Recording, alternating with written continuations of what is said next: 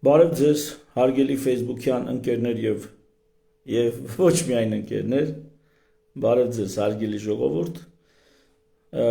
Այս ուղիղ եթերում պատասխանելու եմ ձեր կողմից հնչեցված հարցերի, որոնք կարող եք գրել մեկնաբանություններում։ Այստեղ արդեն որոշակի հարցեր ուղարկել են նախորդ գրառմանս հետ կապված, այսինքն գրառում էի արել սրա համար։ Հիմա սկսեմ այդ հարցերին պատասխանել առանց երկար-բարակ ժամանակ կորցնելու։ Միանգամից ասեմ, որ կեղծ եվրոպամետներին քննադատությանս հետ կապված, կարծում եմ, որ դրա հետ կապված, Facebook-ի տեսանելիությունը կտրուկ ընկել է, բայց դա կարծում եմ առանձնակի խնդիր չի առաջացնի, որովհետև նրանք, ովքեր պետքա նայում են, նրանց ում հետաքրքիր է նայում են, առավել ևս քաղաքական ուժերը եւ մտավորական որոշակի անձին, գաղափարական հայրենակիցները հետևում են ելույթներիս, խոսքիս, կապի են դուրս գալիս,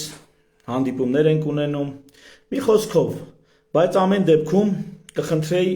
այս զրույցը տարածել, եթե դժվար չի, այս զրույցը կիսվեք ձեր պատերին, տարածեք, թող հնարավորինս մեծ թվով հայրենակիցներ հաղորդակից լինեն մեր այս զրույցին։ Եթե հարցեր ունեն, կարող եք գրել։ Ժամանակը ըստ էության սահմանափակ չի, բայց կարծում եմ 1-ից 2 ժամ կտևի այս հարցազրույցը, եւ այսպես սկսում եմ առաջին հարցից։ Նախապես հարցերին չեմ ծանոթացել, ընթացքում էլ որ գամ բնականաբար ինձ համար անակնկալ են լինելու, եւ այսպես ինչ է ուզում Սերժ Սարգսյանը։ Անկեղծ ասած դժվարանում եմ ասել ինչ է ուզում Սերժ Սարգսյանը, բայց այնքանով որքանով նրան հասկանում եմ,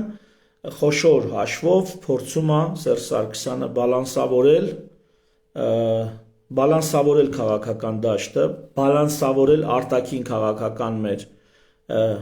դիրքորոշումը, չնայած ինձ համար շատ ցավալի է, որ մեր քաղաքական միտքը տասնյակ տարիներ զբաղված էր Ղարաբաղյան հարցով եւ միայն Ղարաբաղյան հարցով, այստեղ կարևոր է նշել եւ միայն, եթե զբաղվեր թե Ղարաբաղյան հարցով, թե առհասարակ քաղաքագիտությամբ, քաղաքագիտական հարցերով, սոցիոլոգիայի, հումանիտար հասարակական գիտությունների տարբեր ասպեկտները ուսումնասիրելով եւ մեզանում ցանկալի, էֆեկտիվ աշխատող, ներդաշնակ համակեցություն ապահովող հասարակարգի շուրջ նաև քննարկումները եւ այսպես խմորումները լինեն, ես շատ ուրախ կլինեմ, բայց ցավոք սրտի այս ամեն ինչը մնացել է մի կողմ, տասնյակ տարիներ հիմնական հարցը եղել է միայն Ղարաբաղյան հարցը, ամեն այլանդակություն բացատրվել է Ղարաբաղյան հարց ունենք, եկեք մեզ այնպես անենք, որ թուրքը չուրախանա, թշնամին չտեսնի չուրախանա, հիմա էլ արտաքին քաղաքական կողմնորոշման հարցն է մտել նման ձևով օրակարգ, էլի բլոկավորելով, շրջափակելով հնարավոր առողջ բոլոր քննարկումներն ու խմորումները, որոնք կարող են լինել, էլի եմ ասում, մեր երկրի ներսում ներդաշնակ համակեցություն կերտելու խնդրի լուծմանը, ուրեմն խոչընդոտելով, նոր հասարակարգ ձևավորելու, ուրեմն ջանքերին խոչընդոտելով եւ միայն արտաքին կողմնորոշում։ Եվ այստեղ կան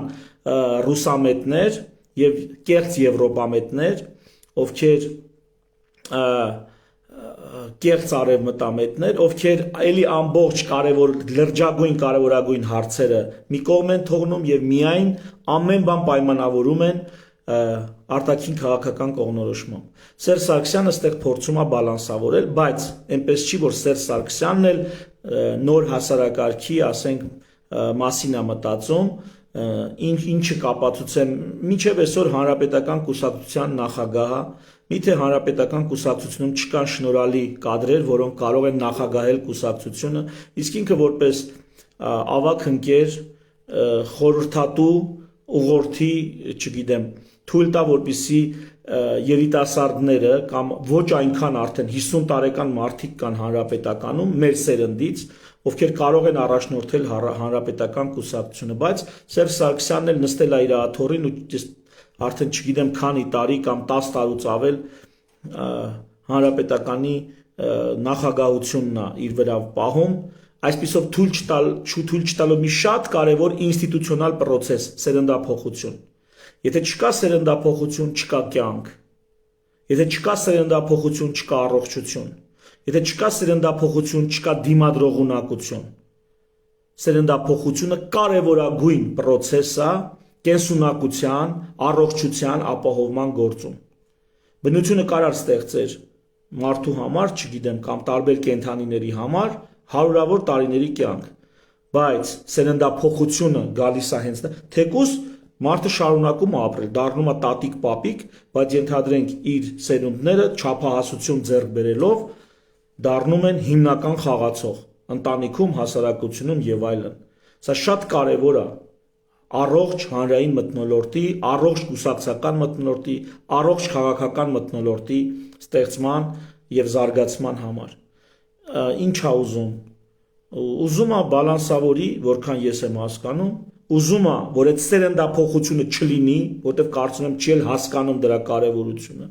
կամ հասկանում է, բայց չի կարևորում այնքան, որքան որ ինքը հələ այդ դիրքում պետքա որոշակի հարցեր լուծի բան եւ այլ, ինչի հետ խիստ համաձայն չեմ։ Եվ իհարկե ուզում է, որպեսզի իր թիմը նորից գա իշխանության, հնարավորինս գա իշխանության,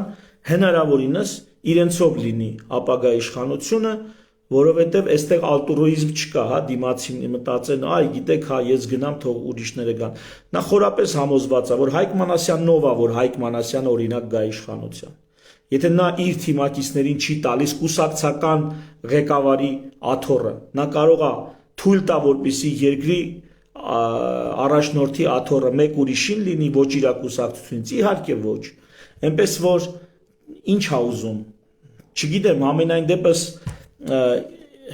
ինչ էլ ուզի Սերժ Սարգսյանը, ես կարծում եմ, որ նա լավ կլիներ դա աներ այլևս որպես թոշակառու, այլևս որպես խորհրդատու, որպես ավագ ընկեր իր թիմակիցներին եւ ճանապարհտար երիտասարդներին։ Սա երիտասարդ էլ եմ ասում 50 տարեկան մարդկանց մասին է խոսքը։ Երիտասարդ ասելուց ես նկատի չունեմ 20-25 տարեկաններին։ Բարև ձեզ, Դավիթ Կարայան։ Բարև ձեզ, շատ շնորհակալ կլինեմ, եթե հնարավորություն գտնեք պատասխանելու հետևյալ հարցերին։ Հա, մի քանի հարց է գրել Դավիթը։ Ինչպիսի տեսլական ունեք Թուրքիայի եւ Ադրբեջանի հետ խաղաղություն հաստատելու վերաբերյալ առանց երրորդ կողմի ներգրավման։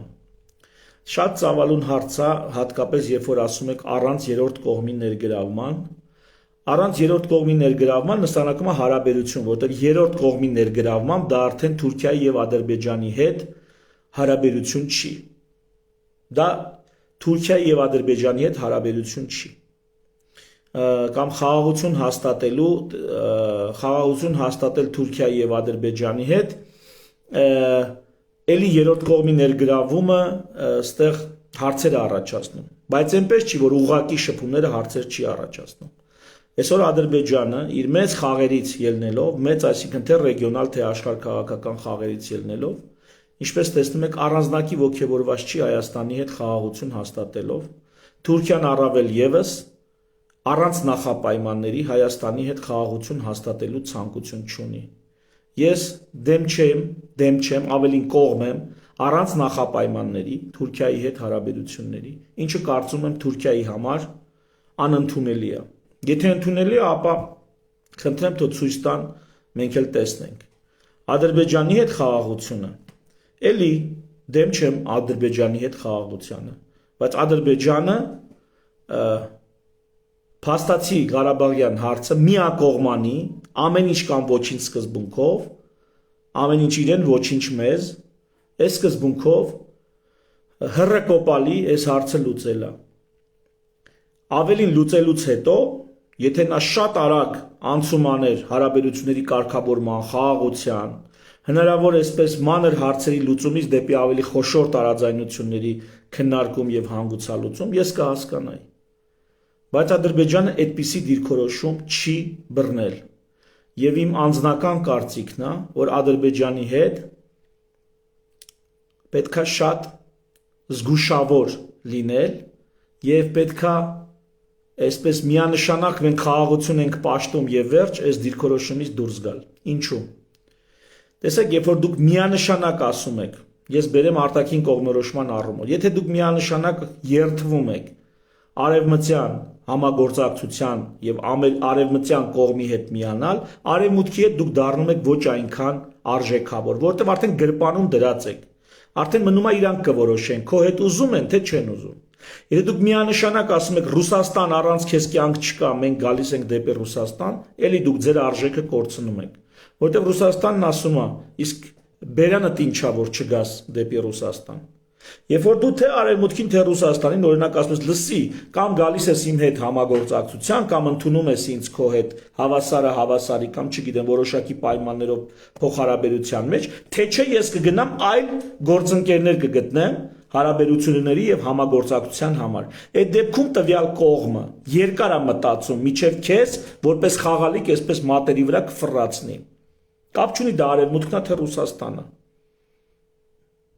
Ցանկացած կողմի, եթե դու ասում ես, գիտես ինչ կա, մեր հարաբերությունների հարցում ես հələ մտածում եմ։ Ես այլընտրանք ունեմ, որը այդքան էլ քեզ ձեռնտու չի, օրինակ։ Եթե ուզում ես մենք համագործակցենք, ու քեզ համար լինի ձեռնտու, պետք է ինձ համար էլ լինի ձեռնտու։ Ու եկեք հասկանանք, մենք գնում ենք այդ համագործակցության, թե չէ, ինչ պայմաններով։ Հայտարարեք այն մասին, տեսեք Նիկոլ Փաշինյանն ինչ է ասում։ Հայաստանը պատրաստ է արևմտյան համագործակցության, երբ որ դա պատրաստ լինի, Եվրամիության մեջ կմտնի, կամ չգիտեմ, տեխնացու երկիր կդառնա, երբ արևմուտքը դա հարմար կհամարի։ Ինչի այ ընկեր։ Ինչի։ Ասանգեր ջան, մի երկու հայտարարություն դուք բացահայտարեք, որ դուք էլ պատրաստ եք Հայաստանին տեխնացուի կարգավիճակ տալ։ Ես էլ այսպես հայտարարեմ։ Չեք հայտարարի ինգեր, ես ինչի եմ ընկեր ձեր դռները, ձեր ոտները մի հատ է վատամարդ լինում ձեր մրցակիցներին կամ հակառակորդներին, օրինակ Ռուսաստանին կամ Իրանին կամ Չինաստանին։ Ինչի եմ վատամարդ լինում, նույնը Ռուսաստանի հետ։ Եթե Ռոբերտ Քոչարյանը ասում է, որ Ռուսաստանն է միակ այն տարբերակը, առանց որի մենք հնարավորություն չունենք մեր իրավունքները քիչ թե շատ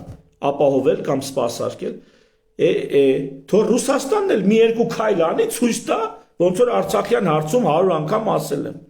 Ղարաբաղյան հարցը ռուսի խնդիրն է, թող ցույց տա, որ ինքը չի խաղացնում մեզ մատի վրա վերջում փուրը տալու համար։ Առանց այն մի փուլով փուրը տվեց 20 թվականի պատերազմով։ Արդեն շրջափակման մեջ գտնվող Արցախի համար թող Ռուսաստանը մի բան աներ, թող աներ ու ցույց տար, որ ինքը պատրաստ է մի այսքան Ադրբեջանի հետ վատամարդ լինի հանուն Ղարաբաղի եւ Հայաստանի Հանրապետության։ Ցույց տվեց։ Ոչ։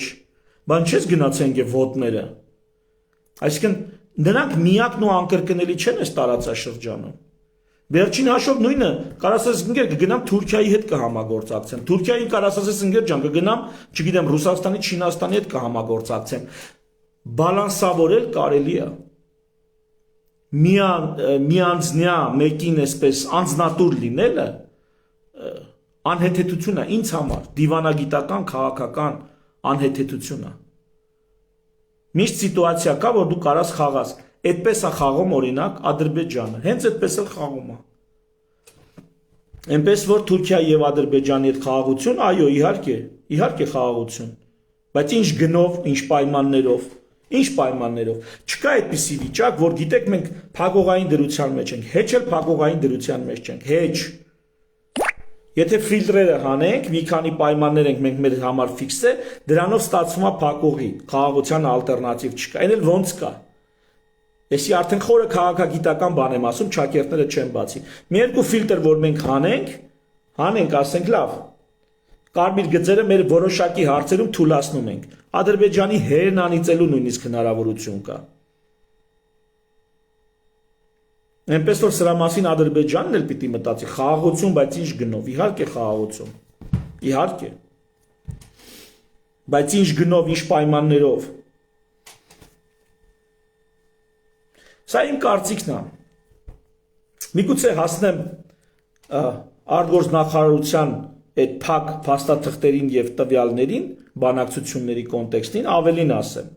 Միգուցե ավելի ողջևորված եւ ավելի լայն սպեկտրի լուծումներ ինձ համար դառնան, ուրեմն լուծումներ բացահայտվեն, միգուցե որոշակի ավելի կաշկանդվեմ այս հարցին պատասխանելու մեջ, բայց բոլոր դեպքերում սխալ չեմ ասելով, որ գինը պայմանները խիստ կարևոր են։ Ադրբեջանի հետ եթե էլի լինի առանց նախապայմանների, էլի կարելի է մտածել։ Թեև Ադրբեջանի հետ մենք հարցեր ունենք։ Մենք լուրջ հարցեր ունենք եւ հիշեցնեմ, այս պահը Ղարաբաղը աշխարհի համար դեռ հանդիսանում է վիճելի տարածք։ Այս պահը դա լավ գիտի Ադրբեջանը, դա լավ գիտի Ռուսաստանը, դա լավ գիտեն այդ Մինսկի խմբի մնացած երկրները։ Եվ դրա համար էլ ասում արի այս Մինսկի խումբը ցրենք։ Եվ դրա համար էլ ասում է ճանաչի Ադրբեջանի տարածքային ամբողջականությունը, որտեղ այս պահը Ղարաբաղը թղթերի վրա գոնե մնում է վիճելի տարածք։ Եվ հաճախ են կեղծ վերլուծաբանները, կներեք, որ գնահատականներ եմ տալի, որոնք ներկայացնում են Պուտինը ճանաչել է Ադրբեջանի կազմում, Պուտինի այդ ելույթը կամ այդ խոսքն են մեջբերում, ես պահին Քավլիցի, ես Պուտինին չեմ պաշտպանում, ես առողջ բանականությամբ անալիզ եմ անում։ Պուտինը ինչ ասում, նույնիսկ Հայաստանը չի ճանաչել Ղարաբաղի անկախությունը։ Այսինքն Պուտինը ասում է, այն դա վիճելի տարածք է, բայց դուք ձեր վրա վերցրեք այդ վիճելի տարածքը ամրապնդելու որպես վիճելի տարածք, որ ես էլ խոսալու տեղ ունենամ, ասեմ վիճելի տարածք է կամ վիճող կողմեր։ Որովհետև այստեղ պետք է խոսանք արդեն ինքնորոշման իրավունքից եւ տարածքային խնդիր որպես։ Ինքնորոշման իրավունքից խնդիրը հասավ տարածքային կոնֆլիկտի, հասավ վերջը, դարավ տարածքային կոնֆլիկտ։ Եթե տարածքային կոնֆլիկտ է, ապա գոնե դուք որպես վեճի կողմ Հայաստանի Հանրապետությունը հանդես եկեք, Պուտինն է դա ասում։ Ես էլ ասում եմ, դու էլ մի նշան ցույց տուր, որ դու դրանով մեզ վերջնականապես փոսը չես գցելու, մեր ձեռքից խլես անկախությունը, Ղարաբաղին ինչ որ անորոշ հեռանկար տաս մշակութային փոքրամասնության ձևով։ Մեծ թեմա է։ Երկրորդ հարցը, հնարավոր է, որ դուք առաջադրեք ձեր տեխնատությունը 2026 թվականի սպասվող ընտրություններին։ Ոչ թե հնարավոր է, այո, ես դա հայտարարել եմ, ես այդպես որոշել եմ եւ 26 թվականի ընտրություններին ես լինելու եմ մասնակից տեխնատուի կարգավիճակում։ Երրորդ, եթե այո, ապա երբ նախատեսում եք հանրայնացնել ձեր ծրագիրը ուղղված երկրի առջև ծառացած մարտահրավերների հաղթահարմանը։ Հարգելի Դավիթ, նոյեմբեր ամսից այդ ծրագրերը ներկայացնում եմ քաղաքական գաղափարախոսության տեսքով, քաղաքական ազգ դառնալու խնդրի հարցի շուրջ։ Վերջին երևի ասեմ նոյեմբեր ամսից 6 ամիս, 5 ամիս, 4 ամիս, չգիտեմ։ Շարունակ, ես հենց դա եմ ներկայացնում։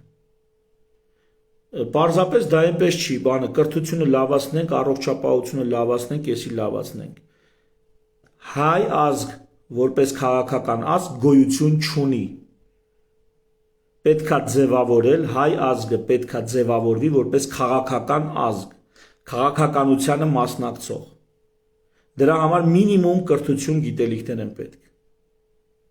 Հիմնադիր զավակների նախաձեռնությունը հենց դրանով է զբաղված։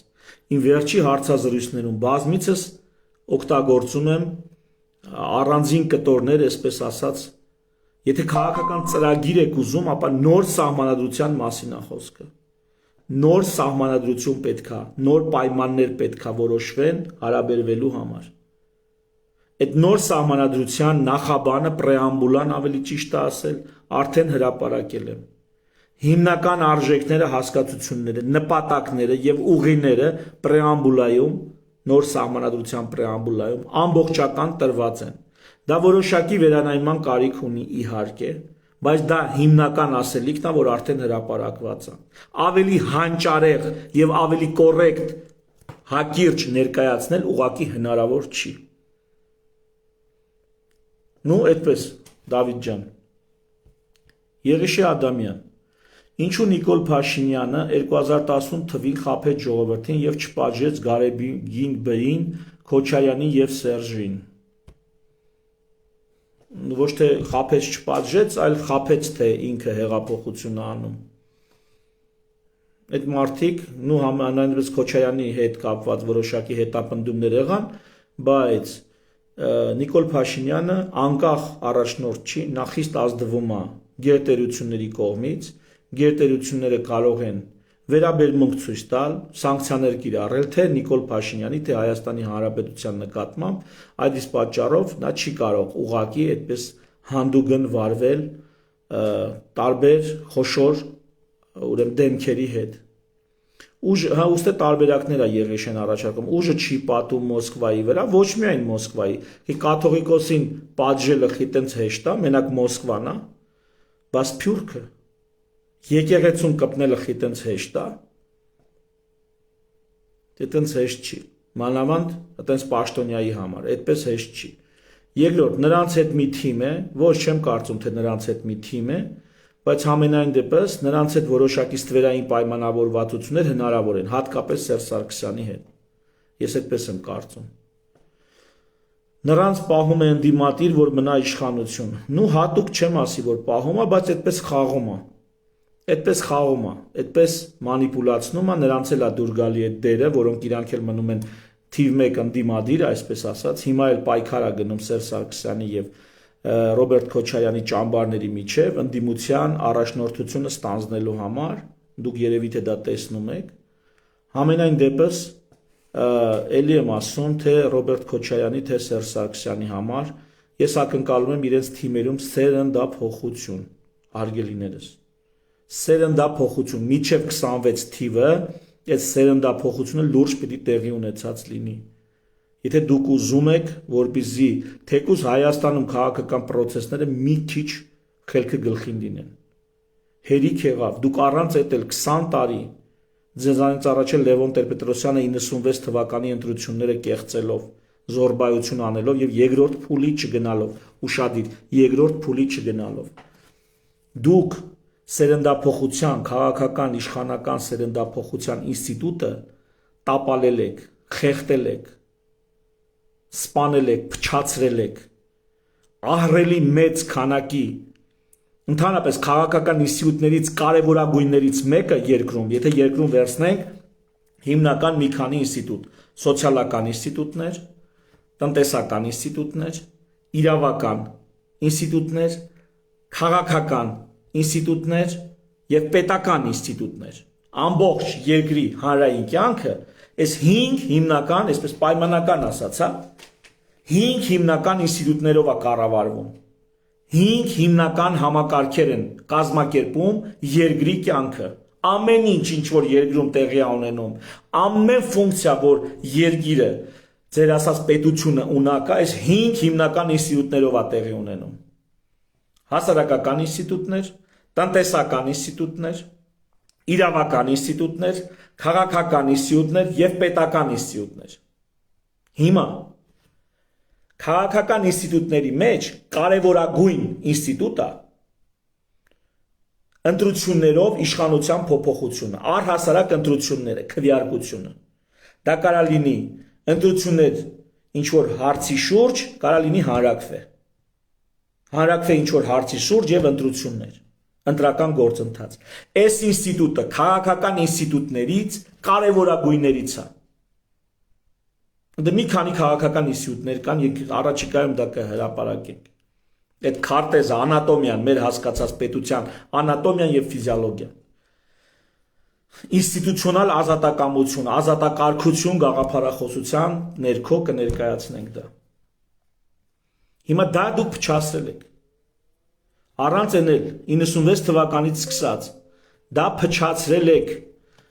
Թույլ տվեք դա վերջին հաշվով այդ ինստիտուտը կայանա։ Թույլ տվեք այդ սերնդափոխությունը արեք, այ ընկեր։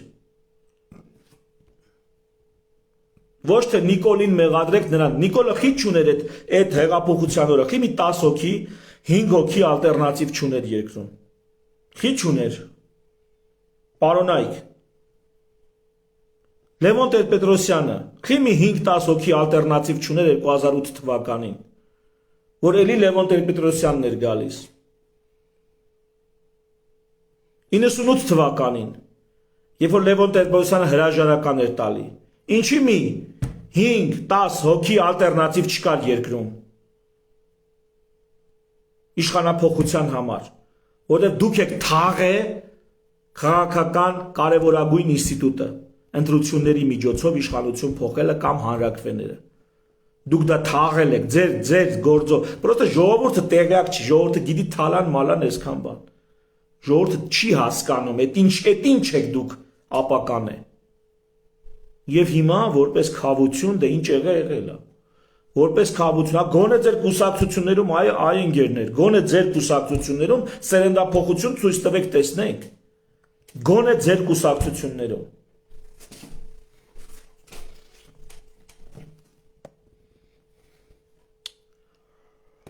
Հա, ինչ թվում է այս հարցին էլ քիչ թե շատ պատասխանեցի։ Դավիթ Այվազյան, բարև ձեզ ժողովրդավարությունը եւ ռազմարդյունաբերության ոլորտի այս մրցելավազքը չեն հակասում միմյանց։ Ամենևին։ Ռազմարդյունաբերության ոլորտի այս մրցելավազք ուր է ռազմարդյունաբերական ոլորտում մրցավազք, որ եթե համակարծիք եք, ապա կարող ենք ասել, որ ժողովրդավարություն չկա եւ չի կարող են ներկայիս պայմաններում։ Ոչ, հարգելի Դավիթ, ժողովրդավարությունը դա մթնոլորտ է, կլիմա է, որ գոյություն ունի համակարգերում, հա, սոցիալական համակարգերում։ Այսինքն մարդիկ իրար եթե լսում են, առաջարկները քննարկում են, իսկ գործողություններ անելու դեպքում պատասխանատու պոստերում գտնվող անձին կանհատները հաշվետու են, սա ժողովրդավարություն է։ Ժողովրդավարությունը, երբ որ մարդիկ իրար հետ քննարկելով են որոշումներ կայացնում, ոչ թե կա մեկը, ով բոլորին գլխին տեր է ու ինչ մտքին փչում է անում է ու տենց առաջ են գնում։ Ռազմարդյունաբերությունը ըստ էության, որպես արդյունաբերական ոլորտ, կարելի է համարել տնտեսական ինստիտուտների մեջ, տնտեսական ինստիտուտների մեջ։ Հա, թող մարդիկ ռազմարդյունաբերություն անեն, որոշակի մրցակցություն լինի ռազմարդյունաբերության մեջ, ով ավելի լավ պրոդուկտ կտա, ում պրոդուկտը ավելի ցանկալի կլինի շուկայի կողմից, որը էլի իր հերթին տնտեսական ինստիտուտ է։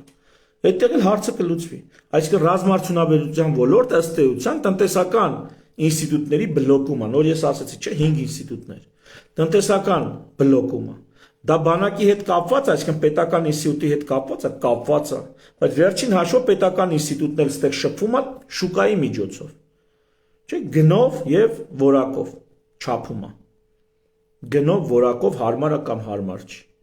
Ուզում ասեմ, սա իրար հետ չի հակասում։ Ի ժողովրդավարությունը դա ավելի շատ արդեն քաղաքական ինստիտուտների կլիմային է վերաբերվում։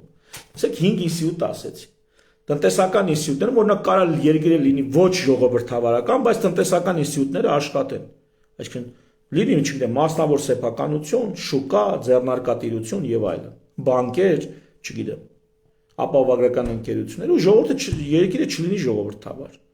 Եվ ճիշտ հակառակ էս ամեն ինչը կարա աշխատի, երկիրը լինի ժողովրդավար։ Իհարկե ժողովրդավարության պայմաններում այս ամեն ինչը շատ ավելի էֆեկտիվ է աշխատում, եթե ժողովուրդը ունակ է վարելու ինքն իր կյանքը, իր քաղաքականությունը։ Ժողովրդավարությունը դա շատ ավելի շատ մարդկանց այդ ժողովրդի նյութի հետ է կապված։ Այդ ինչ նյութից է այդ ազգը ստեղծված։ Հասուն, ակտիվ, որոշումներ կայացնող, անհատականությունը հարգող, թե ամբողը։ Դա շատ կապված է դրանից։ Եթե ժողովուրդը ամբողջ է, տեր է ման գալի, որ իրան գասի ու ինքը ուր գնա ինչ անի, այդ դեպքում ժողովրդավարություն չի լինի։ Դե ժողովուրդը ինքը պատասխանատվության զգացում ունի։ Ամեն առանձին վերցված անհատներն ու համայնքը ամբողջությամբ։ Դե պատասխանատվության զգացում ունի, ինքը սիրում է ազատություն, ինքը ուզում է ժողովրդավարություն։ Լիքը մարդիկ վախում են որոշում կայացնել, հանկարծ չսխալվեն։ Գերազանցիկի ֆենոմեն կա, չէ՞։ Գերազանցիկի այդ, որ ինքը վախենում է քայլանի, որովհետև մտածում է կսխալվի հանկարծ։ Այդ ֆենոմենով օրինակ տառապող անձանց շրջանում ժողովրդավարություն չի լինի։ Իրանց պետք է մի հոգի շեֆ, որ գա իրանց ասի, թե իրանք ինչ անեն։ Որպեսզի պատասխանատվությունը մնա շեֆի վրա, ով որոշումը կայացնել է, իսկ իրենք ունենան իրավունքներ եւ պարտականություններ։ Ժողովրդավարության պարագայում կան ազատություններ եւ պատասխանատվություն։ Ազատություն եւ պատասխանատվություն։ Մարդը ուզում է ազատություն եւ ուզում է պատասխանատու լինի իր արարքների համար, հետևանքների համար։ Դրա համար այդ ժողովրդավարությունը ժողովրդի նյութի հետ է կապված։ Այնքան էլ կապված չի մնացած հարցերի հետ։ Այդպես եմ կարծում։ Հարգելի Դավիթ։ Շահեն Վարդանյան, բարև ձեզ։ ասեք խնդրեմ, որն է ձեր տեսակետը դաշնակցային հարաբերությունը ՌԴ-ի հետ։ Տեսեք, դաշնակցային հարաբերությունը, եթե դաշնակցային հարաբերություն է, հետաքրքիր է խոսալ այս թեմայով, բայց դաշնակցային է որ։ Դաշնակցային հարաբերությունը դաշնակցային լինի։ Համենայն դեպս վերջի տարիների փորձը ցույց է տվել, որ ՌԴ-ի հետ մեր հարաբերությունները ցավոք սրտի դաշնակցային չի։ Դրանից առաջ էլ դաշնակցային չի եղել։ Եղել է տեր ու ծառայի հարաբերություններ։ Ինչին ես կատեգորիկ դեմ եմ։ Տեր ու ծառայի հարաբերություններ Ռուսաստանի հետ ինձ համար, որպես քաղաքացի Հայաստանի, եւ եթե նույնիսկ ես լինեմ ավելին քան պարզապես Հայաստանի Հանրապետության քաղաքացի, անընդունելի են։ Նման հարաբերություններ չի կարա լինի Ռուսաստանի հետ։ Այնպես որ դաշնակցայինին կողմ եմ, որ լինեն, եղած լիներ, բայց ուրա։ Ավելին, եթե ապագայում պիտի դաշնակցային հարաբերություն, դա ահագին որոշվում է այլ խաղացողների հետ։ Արևմտյան երկրները ինչպիսի առաջարկներ կանեն դաշնակցային հարաբերությունների համար։ Միացյալ Նահանգներ, Ֆրանսիա, Չինաստան։ Այս հաշվարկների մեջ հաշվի են կարող նաև Իրանի եւ Թուրքիայի առկայությունը։ Նրանք ինչ են առաջարկում։ Այս առաջարկներից, քննարկումներից, պայմանավորվածություններից կբխի Ռուսաստանի հետ իրական դաշնակցային հարաբերություններ կլինեն, թե ոչ։ Եթե Ռուսաստանը առաջարկի ավելին, քան այս, ապա հնա հետաքրքիր է զրուցել։ Բայց մեկ հոգուց կախվածություն, անձնատուր լինել մեկ աշխարհքաղաքական բևեռի մեր տարածաշրջանում Հայաստանի համար նպատակահարմար չեմ գտնում։ Պետքա բալանսավորել։ Մեկ հոգուց կախվածություն, ով ուզում է լինի, Ռուսաստան կլինի, չգիտեմ, Ֆրանսիա կլինի, Ամերիկա կլինի, Չինաստան կլինի, մեկ հոգուց բացարձակ կախվածություն, անձնատուր լինել, նպատակահարմար չեմ համարում։ Ամերիկայի պես նախագահը փոխվում է, խնդրեմ։ Փոխվում է ահռելի մեծ թվով բաներ։ Ու կարա երկիրը Ուկրաինայի օրինակը տեսեք։ Տեսեք Ուկրաինայի գլխին եկածը։ Ու պետքա հետևություններ անենք այս տեսակ իրականությունից։ Ոչ թե կողմնորոշում ընտրենք ու սկսենք ֆուտբոլի երկրպագուի պես մեկին կամ մյուսին բալետ անել, երկրպագել։ Չէ, այդ ֆուտբոլում մենք էլ ենք խաղում, ուշադիր, այդ դաշտում մենք էլ կանք։ Դուք որ նայում եք Ուկրաինա, Ռուսաստան բախումը, Ամերիկայի միջամտությունը եւ այլն, դուք մի նայեք դա որպես ֆուտբոլ նայող հանդիսատես, այդ դաշտում դուք էլ կաք, դուք էլ եք խաղացող, դուք էլ ընտեք դարպաս ունեք, այդ դարպասին էլ են գոլ անում։ Այս աչքերով նայեք, այս է քաղաքական ազգը, որ հասկանում է, որ այդ դաշտում ինքն էլ կա, ոչ թե ինքը կողից դիտող է, որ գիշեր-ցերեկ լրատվականներում կամ մեկի օգտին խոսա կամ մյուսի։ Հասկանում եք։ Այդ դաշտում մենք էլ կանք։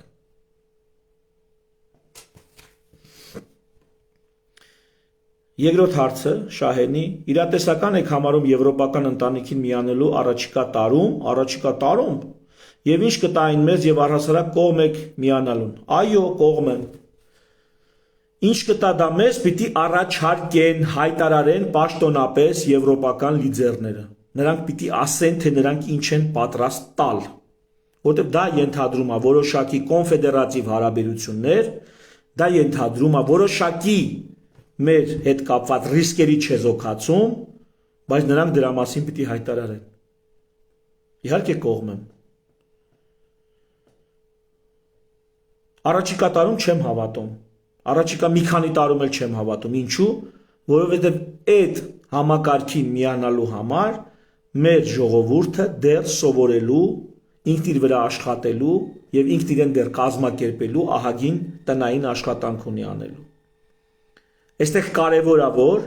այդ միացմանը, այդ համագործակցությանը տեսականորեն այդ համագործակցությանը մենք գնանք մեր որոշակի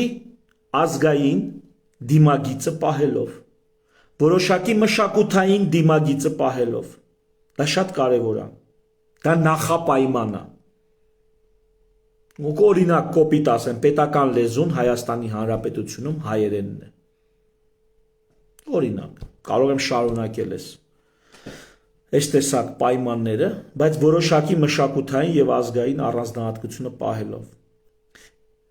Եվ էլի սա չի կարա լինի տեր ու ծառայի հարաբերություններ։ Սա պետք է լինի ինքնորոշված երկրի ժողովրդի հարաբերություն մեկ այլ աշխարհ քաղաքական սուբյեկտի հետ կամ սուբյեկտների հետ։ Այսօրվա եվրոպամետները ինչ խոսում են, նրանք գաղափար անգամ չեն կազմում ինչը արևմտյան արժեքները։ Նրանք ընդամենը զբաղվում են լոբինգով։ Նրանք լոբիստներ են, լոբինգը գիտեք որն է, քարոզիչներ։ Արևմտյան աշխարհում դա ընդունված բան է, հատկապես Միացյալ Նահանգներում կամ անհատներ եւ կազմակերպություններ, որոնք փող են վերցում, այս վերջերս էլ հայտարարին չէ, Նիկոլը վճարել է մի այդպիսի կազմակերպության, որպեսզի Հայաստանի ռեյտինգը տենց բարձրացնեն, թե ինչ։ Այդ մարդիկ զբաղվում են քո ռեկլամով, այսպես ասած։ Մարքեթինգ են անում։ Քո մարքեթինգով են զբաղվում, քո անունի, քո հեղինակության մարքեթինգով են զբաղվում։ Այդ մարդիկ մարքետոլոգներ են, եթե այսպես, քաղաքական մարքետոլոգներ են, լոբիստներ են։ Առանց բացառության։ Եթե նրանք դրա համար փող են ստանում, էլի հասկանալի է։ Եթե ձրի են այդ ամեն ինչը անում, իսկ իրանք էլ չեն հասկանում ինչ են անում։ Իրանք ընդհանրապես լոբիստներ են։ Ով Ուկրաինայի պատերազմում ջերմերանտ երկրպագում էր, ողջունում էր Ուկրաինային եւ ամենավերջին Ռուսաստանը պարտվում է, ջախջախվում է, այդ ում տենց բան եք լսել, դրանք քաղաքական մարքետոլոգներ են։ Նույնը Ռուսաստանինով միանշանակ Ռուսաստանը են փտած արևմուտքը, նեխած արևմուտքը, չգիտեմ, հեսա կործանվում է Ամերիկան, հեսա արևմուտքը այլանդակությունները սենց, ով այսպես միանշանակ դրած խոսում է Ռուսաստանի օգտին, նրանք էլ լոբիստներ են։ Պրոստը ռուսական մշակույթում լոբիզմը, այդպես լոբինգը, այսպես ասած, բան չի, ձևավորված չի, էլի ըստ էության, բայց նրանք քաղաքական մարքետոլոգներ են։ Քաղաքական մարքեթինգ են անում։ Նրանք քաղաքական ոչ գործիչ են, ոչ վերլուծաբան են, ոչ քաղաքական մտքի կրող են։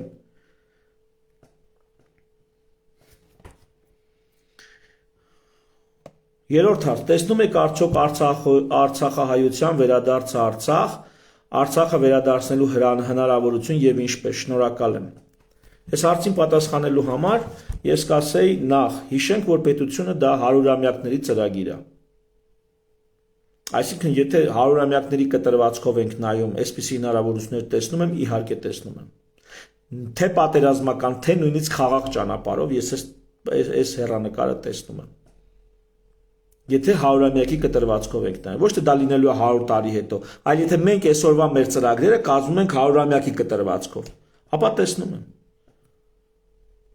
Ես նույնիսկ տեսնում եմ այնպիսի տարածաշրջան, որտեղ հանգիստ այս ժողովուրդները այսօր իրար մի սուտող հանգիստ համագործակցում են, ավելի մեծ խնդիրներ են լուծում, ավելի մեծ իրանց գլխից ծառացած հարցեր են, ուրեմն քննարկում, ավելի լուրջ մարտահրավերներ են չեզոքացնում։ Ես նույնիսկ դա եմ տեսնում։ Ես տեսնում եմ տարածաշրջանում համագործակցություն, լայն համագործակցություն։ Բայց եթե վերադառնանք այսօր վայրենիների հավաքածու է այս տարածաշրջանը։ Եվ այս վայրենիների մեջ, ես չգիտեմ, մենք էլ մի վայրենի էլ մենք ենք, այնպես չի։ Մենք պարտված վայրենի ենք, նրանք հաղթած վայրենի են։ Եվ այս վայրենիների մեջ, ես չգիտեմ։ Մեր այն քաղաքական միտքը, որ մենք ենք կրում։ Ես կարծում եմ ցանկացած փուլում կարելի էր Ադրբեջանի Ալիևի խաղի կանոններով մեր ուզածին հասնել։ Ալիևի խաղի կանոններով, Ալիևի պահանջները կատարելով մեր ուզածին հասնել։ Ցանկացած փուլում, բայց եթե ներդաշնակ սինխրոն աշխատեինք, սինխրոն, համակարգված եւ շատ հեռուն նայելով։ Մենք այդպես չենք խաղում։ Մեր գործիչները, առաջնորդները այդպես չեն խաղում։ Այդ չգիտեմ էլի։ Այդքան են հասկանում։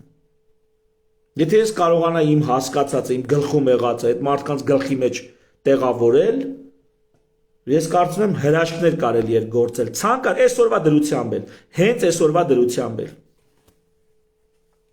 Ես կարծում եմ հնարավոր օրինակ Արցախահայության վերադարձի հետ կապված Ադրբեջանն ասում է պիտի 100,000 ենթադրենք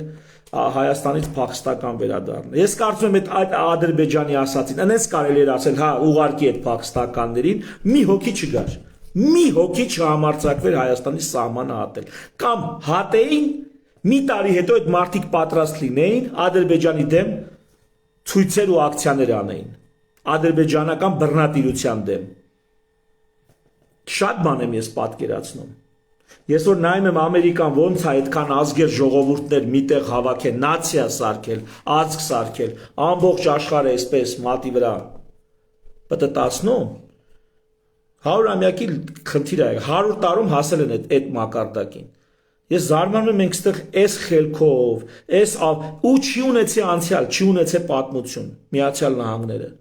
չեն ունեցի այ մարդ, ոչ մշակույթ, ոչ մատենադարան, չեն ունեցի։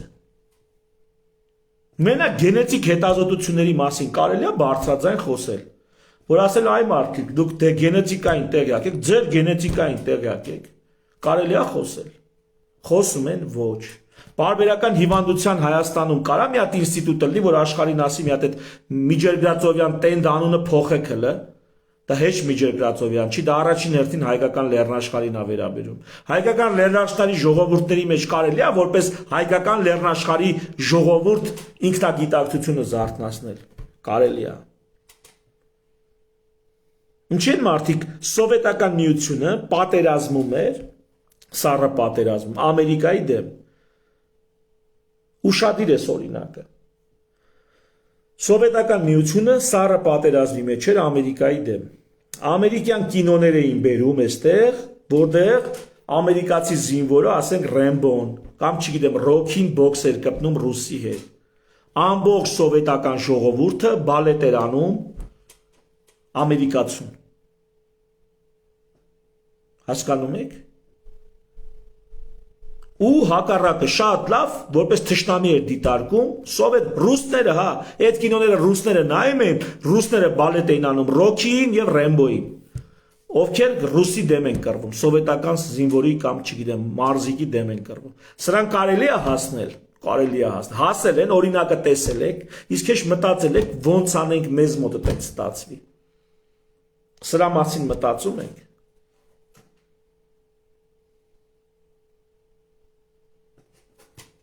Ես մտածում եմ, ու ես գիտեմ, որ սենց հնարավոր է այ մարդ,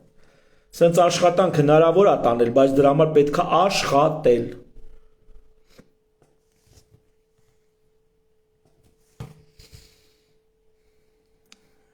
Եվ ամփոփիչ Արցախահայության վերադարձի հարցը կարծում եմ դեռ խմորվում է, առնվազն ռուսական, պրոռուսական ուրեմն շրջանակներում այս տարբերակը քննարկվում է։ Փորձում են հասկանալ Արցախահայության տրամադրությունները, թե քանիսը կհամաձայնվեն այնտեղ գնալ։ Ավելին Էդվոն Մարուքյանը այդ պայմանագիրը, որ անընդհատ հիշատակում է 9-րդ կետը, ասելով 9-րդ կետի եւ առհասարակ այդ նոյեմբերի 9-ի պայմանագրի մասին, sense թույլ ոնց որ ասած այս տրամադրություններն են։ Հնարավոր հիմա ինչ որ բան անել, ռուսի հետ լեզու գտնել, այդ վերադառնալ այդ նոյեմբերի 9-ի դիրքերին եւ այլն, բայց չգիտեմ, ես չեմ հավատում ռուսներին։ Ես չեմ հավատում ռուսների խոստումներին, ռուսների առաջարկներին, ռուսների վերլուծություններին, ռուսների հաշվարկներին, ռուսների պրոգնոզներին, ես չեմ հավատում։ Իմ պրոգնոզը, որ նման բան հնարավոր է, բայց եթե դիտարկենք, որ ազգը եւ պետությունը 100-ամյակի պրոյեկտ է։ Եվս մի հարց իմ ընկեր Խաչիկ Օհանյանն է գրել. առողջապահությունը քաղաքացու հիմնարար իրավունքն է, թե շուկայական ծառայություն բիզնեսի տրամաբանությամբ։ Ինչպիսին պետք է լինի պետության դերը այս հարցում։ Ով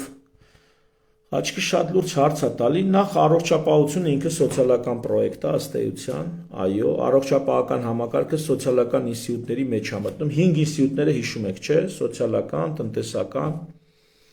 իրավական, քաղաքական եւ պետական։ Ուրեմն առողջապահությունը դա սոցիալական ինստիտուտների մեջ է մտնում։ Սակայն հարաբերությունները, այսինքն մեկը ծառայություն է մատուցում, մյուսը գնում է, դա շուկայական հարաբերություններ են, իհարկե շուկայական։ Եվ եթե ուզում ենք որակյալ առողջապահություն, դարձյալ դա շուկայական հարաբերություններով է ձևավորվում։ Բայց որպես սոցիալական ինստիտուտ առողջապահության ապահովագրությունը, արդեն որպես տնտեսական ինստիտուտ, պիտի գա այս հարցը կարգավորելու։ Այսինքն տեսեք, երբ որ մենք խոսում ենք ինստիտուտների մասին, մենք ուղղակի ուզում ենք ասել, թե տվյալ խնդրը որ ինստիտուտին է վերաբերվում, որպեսզի դուք հասկանաք, ոչ թե գնաք ասեք, առողջապահության նախարարությունը խի սենց չի անում։ Առողջապահության նախարարությունը դե անելու բան չունի։ Դե անելու բան ունեն, օրինակ, կոնկրետ օրինակ, մասնագիտական ասոցիացիաները։ Բազմաթիվ խնդիրներ կան, որ բժշկական վիրաբույժների կամ սրտաբանների կամ գաստրոենտերոլոգների ասոցիացիաները պետք է լուծեն երկրում։ Ոչ թե ասեն պետությունը խի սենց չի անում։ Պետությունը չպետք է անի, դուք պետք է անեք։ Դուք պետք է անեք։ Տենց է անատոմիան պետության։ Այ եթե դուք եք անգործության մատնված, դա ուրիշ հարց։ Առողջապահության նախարարությունը պետք չի դրանում մեղադրել։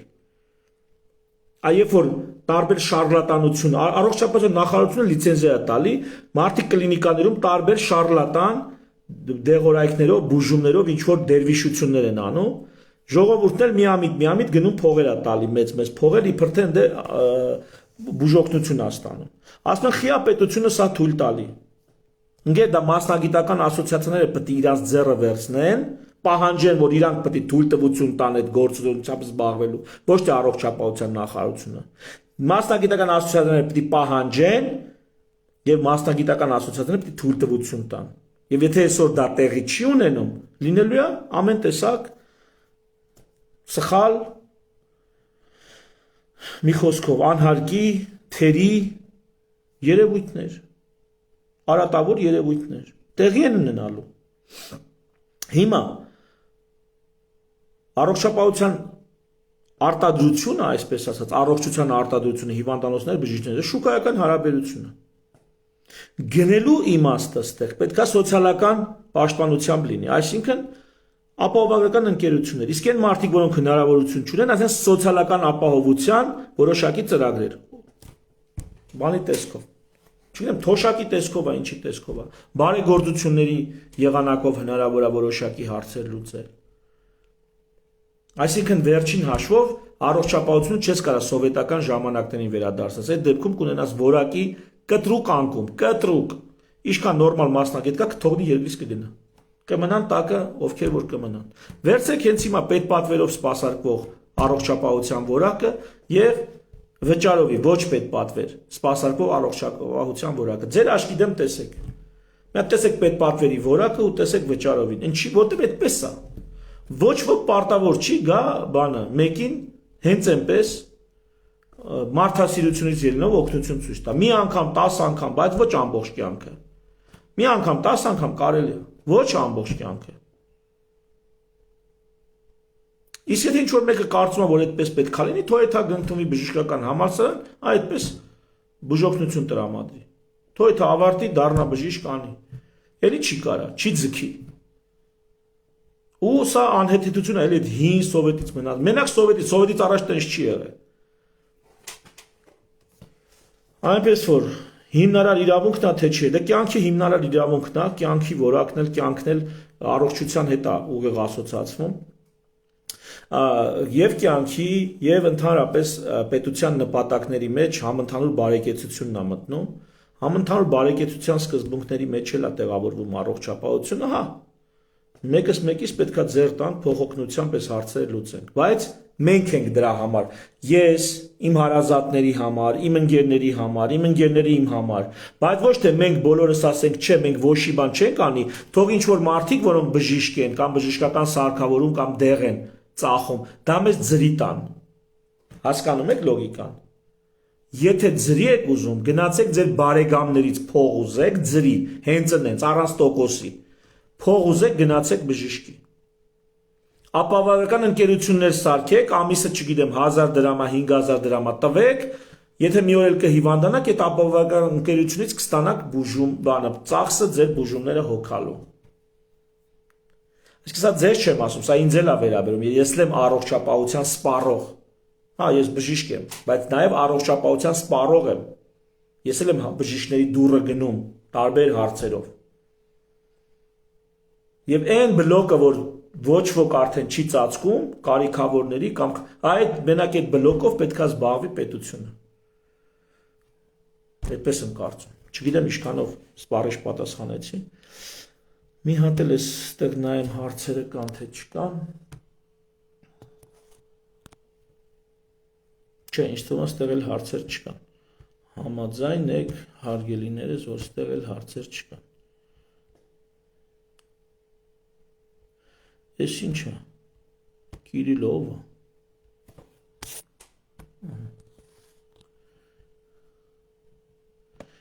Ինչու է Կիրիլը Մեհրիբանի ոտքերը պաչում։ Նարինե ջան, չգիտեմ ինչի մասն է խոսքը։ Տեղյակ չեմ։ Եվս մեկ հարց Դավիթի կողմից։ Մինչև 2020 թվական ուժերը բաշխված էին հետևյալ կերպ. Ադրբեջանը ուներ դաշնակից Թուրքիայի, մենք ունեինք Ռուսաստան եւ այդ ուժերը իրար հակակշռում էին։ Ինչպես ստացվել, որ մենք մնացինք առանց դաշնակցի, արդյոք դա կապված չէր Փաշինյանի ընտրվելու հետ։ Ոչ, Փաշինյանի ընտրվելն էր կապված դրա հետ։ Պատճառ հետևանքային տեղերը փոխենք։ Փաշինյանի ընտրվելն էր կապված նրա հետ, որ սև ամպեր էին կուտակվում Ղարաբաղյան հարցի գլխին։ Ու Փաշինյանը ընտրվեց այդ սև ամպերը ցրելու կամ իր օրոք, իր երեսով, իր սևերեսության տակ, որպիսի այս process-ները լինեն։ Բայց ինքն էլ լրիվ ավիրեց ու ապականեց։ Մի խոսքով։ Թեև այս դասավորվածքի հետ պետք է խոսանք դեռ։ Այստեղ ահագին հետաքրքիր բաներ կա, առհասարակ հարցերը հետևյալն են։ Ցանկացած քաղաքագետ, քաղաքական վերլուծություն անող մեկնաբան պետք է մի հարցի պատասխանի։ Ինչու Թուրքիան առաջին Արցախյանի ժամանակ չհարձակվեց Հայաստանի վրա։ Այս շատ կարևոր հարց է։ Ինչու Թուրքիան չհարձակվեց Հայաստանի վրա։ Ինչու Հայաստանը հաղթանակում էր, հայկական զինված ուժերը հաղթանակում էին ու Թուրքիան չհարձակվեց։ Այս հարցին պատասխանեք, այս հարցը շատ հարցեր է բխեցնում իրանից։ Եվ ահագին միֆեր կսկսեն ձեր աչքի առաջ կասկածելի դառնալ, եթե այս հարցին պատասխանեք։ Այնպես որ ոչ թե տարօրինակ է, որ Թուրքիան այս անգամ Ադրբեջանին օգնեց, տարօրինակ է, որ առաջի անգամ չօգնեց։ Այդ դա է տարօրինակ։ Այս անգամ որ օգնեց, այդ օրինաչափ է։ Ինչի առաջին անգամ չօգնեց։ Այս հարցերին պատասխաններ է պետք։ Լավ, հիմա գնամ այս հենց բուն եթերի տակ հարցեր տված կլինեն, հələ տեսնեմ այս հարցերը ոնց դասավորվեն։ Ուզում եմ վերջից գամ, էլի։ Հա, թե չեմ կարող վերջից գամ։ Լավ, Բագրատ Գրիգորյան, հարգանքներս բժիշկ ջան, ինչպես է գնահատում մեր ընտրելու իրավունք ունեցող մարդկանց քաղաքականապես հասուն լինելու շանսերը գոնե 2030 թվականի ընտրություններում։ Բացի կրթությունից ուրիշ ինչ ազդող ֆակտոր կա նշված գործընթացում։ Նախ հետաքրքրությունը, կրթությունից առավել կարևոր է Բագրատ ջան, հետաքրքրությունը։ Մարդիկ պետք է հետաքրքրված լինեն իրանց ապագայով, իրանց սերունդների ապագայով։ Մարդիկ պետքա, տեսեք, մենք ապրում ենք անձրև կարկուտ, չէ, գալիս է, տարերային երևույթներ են տեղի են ունենում։ Մենք հեշտ մտածում ենք փոխենք կլիման։ Չէ, չենք մտածում։ Ամենաշատը մեր տան, չգիտեմ, պատերն ենք ավելի ջերմամեկուսացումը լավացնում եւ այլ։ Բայց կլիման փոխելու մասին մենք չենք մտածում։ Հիմա պատկերացրեք այդ նույն խելքով էլ, այդ նույն տրամադրվածությամբ մենք քաղաքական process-ներին ենք ենթարկվում։ Մեզ թվում է թե քաղաքական process-ները տենց էլ պետք է լինեն, էլի։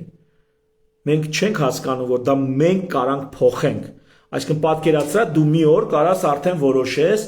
գարնան այս գարունը կլինի անձրևոտ, թե չէ։ Ամառը կլինի շոգ, թե չէ, երաշտ կլինի, թե չէ։ Պատկերացրա դու կարանաս դա որոշես։ Հիմա ժողովուրդը, երբ որ այս գիտակցության նախ ցանկություն,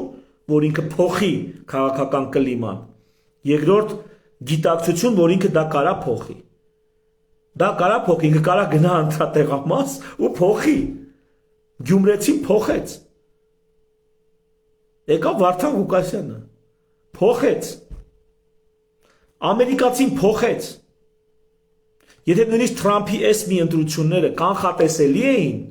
ըստ դրա պրոգնոզը արդեն կա։ Թրամփի առաջին ընտրությունները անկանխատեսելի են եղել։ Անկանխատեսելի, ամբողջ քաղաքական վերլուծական դաշտը շոկի է մատնվել, կանխատեսումներ անող, չգիտեմ, ստատիստիկա անող եւ այլ, այդ բոլորը շոկի են եկել եւ շոկի են մատնվել, երբ որ Թրամփը առաջին անգամ ընտրվեց։ Որովհետեւ ժողովուրդը կարա փոխի այդ կլիման։ Նույնիսկ այնպես փոխի, որ ոչ ոքի մտքով չանցնի։ Այսա գոնե հիմա, եթե Սերժի ժամանակ, Քոչարյանի ժամանակ, Լևոնի ժամանակ, ներողություն որ անուններով եմ տալիս, ներողություն եմ խնդրում իրանց համակիրներից, ուրեմն նախագահների ժամանակ, այսպես ասեմ, եթե նախագահների ժամանակ այդ հնարավոր չէր, ըստ էության հնարավոր չէր, որովհետև կար հռեկոպալի բռի ուժ եւ այլն, ժողովուրդը տենց անջատված էր Ղարաբաղյան հարց կա, բավոր sense մի բան լինի։ Հիմա այդ հարցերը հո չկան։ Հիմա հո կարակ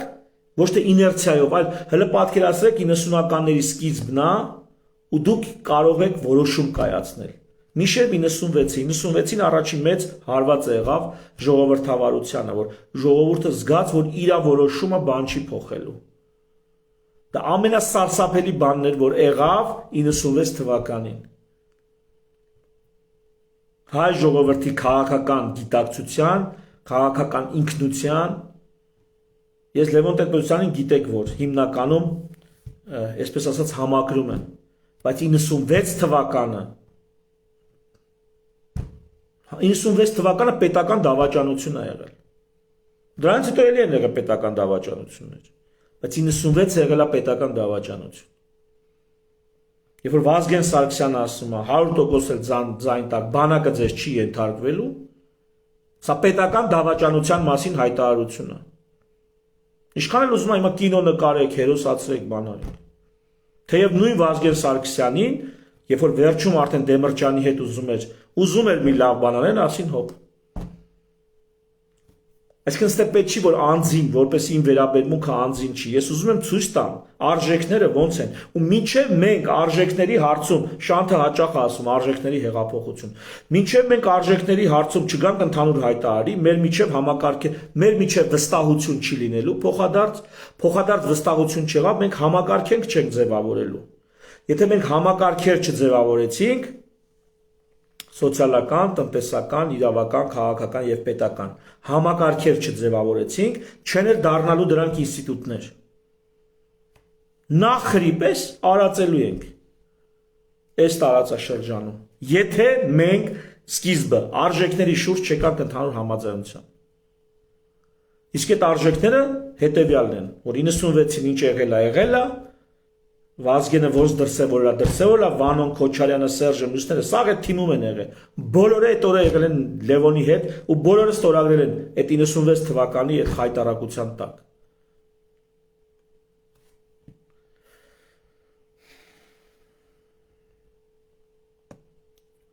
Այնպես որ նոր այդքանից հետո քաղաքական գիտելիքը, հենց այսքանը հետաքրքրի մարդկանց, այդ գիտելիքը մեծ գիտելիք չի։ Ավելին մենք առաջիկայում հիմնադիր զավակներ նախաձեռնության շրջանակներում քաղաքական դպրոց սեմինարիա ենք ուզում կազմակերպել 5-ից 7 դաս կլինի ընդհանուր առմամբ ցանկացողներին կհայտարարենք երբ լինելու ցանկացողները կարող են գալ որպես ելի ասում դպրոց սեմինարիա քաղաքական այսպես դասերի մի քանի բան կան դե իմանալու սովորելու դա շատ բարդ չի մի քանի բան կա լավ ու հիմնական հա բազիսը բարդ չի Եղիշե Ադամյան այո Վազգեն Սարգսյանը դավաճան է եղել դե չեմ տեսեք ոչ թե ասեմ Վազգեն Սարգսյանը դավաճան է եղել ոչ ոնց 98-ին 99-ին Վազգեն Սարգսյանը Դեմիրճյանի հետ երբ որ դաշինք կազմեց դավաճանական էր նրա գործողությունները ոչ իհարկե ոչ ուզում էր երկիր խելքի բերել այո ուզում էր դրա համար չի կարելի այսպես մի դրոշ դնել մի բան պիտակ դնել մարդու վրա անցնել առաջ չէ ժողովուրդ եկեք արժեքներից ենք չէ խոսում մենք ხო չենք ուզում այս մարդուն անուն կպցնենք այն մեկին սրբացնենք չէ մենք ուզում ենք առանձին վերցված քայլերը գնահատենք եւ լինենք քաղաքականապես հասուն Եղիշե ջան դրա համար պետք չի էլի տենց Հա ես էլ եմ այդպես բաներ խոսացել, բայց ոչ դավաճան չեմ ասել, ուրիշ բան եմ ասել։ Սամվել Մկրտչյան, խնդալու է, որ մարդիկ մտածում են մենք դաշնակից ենք ունեցել։ Ճիշտ է ասում Սամվելը։ Բոլորի հետ տեր ու ծառայի հարաբերություն է եղել։ Չի եղել հավասարի հարաբերություն որևիցե լուրջ աշխարհքաղաքական կենտրոնի հետ։ Բոլորի կողմից մենք մանիպուլացվել ենք, շահագործվել ենք, միլիոններով փող են դրել Հայաստանում, միլիարդներով փող են դրել Հայաստանում, բայց գիտեք ինչ սկզբունքով։ Մի անգամ տենց մի ծրագրերի հետ կապ ունեցող մեկը ասեց, որ մեր սիրելի արևմտյան ֆոնդերին եւ մի խոսքով եւ ոչ միայն ֆոնդերին կազմակերպություններին, երբ որ ասում են, որ գիտեք, այս ձեր դրած փողը գնում է տեղ չի հասնում, պրոդուկտ չի դառնում, արդյունք չի դառնում, իրանք այսպես էին պատասխանել, որ իրանց պետք է առաջին հերթին process, ոչ թե արդյունք։ Իրանց պետք է process, ոչ թե արդյունք։ Կարծում եմ, եթե կրթություն են ուզեցել ապահովել Հայաստանում, այո, այդ դեպքում պետքա process,